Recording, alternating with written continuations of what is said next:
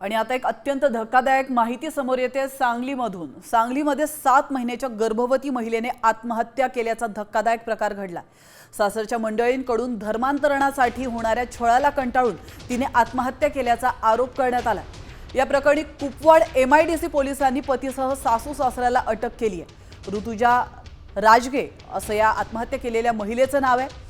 दरम्यान सासरच्या मंडळींकडून ख्रिश्चन धर्म स्वीकारण्यासाठी होणाऱ्या छळाला कंटाळून तिने आत्महत्या केल्याचा आरोप ऋतुजाच्या वडिलांकडून करण्यात आला।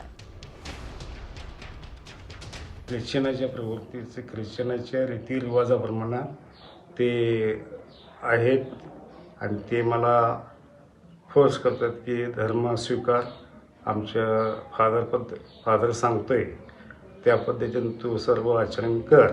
तरी पण तिने वरचीवर तिने हॅरेसमेंट करायचं काही बंद केलं नाही आणि आम्हाला म्हणतात की आमच्या धर्मामध्ये कन्वर्ट हो अशी आमच्या मुलगीला तिने वारंवार प्रेशर दिला व त्रास दिला। त्या त्रासाला कंटाळून त्यांच्या घरी कुपवाड, यशवंतनगर कुपवाड येथे तिनं आत्महत्या केली।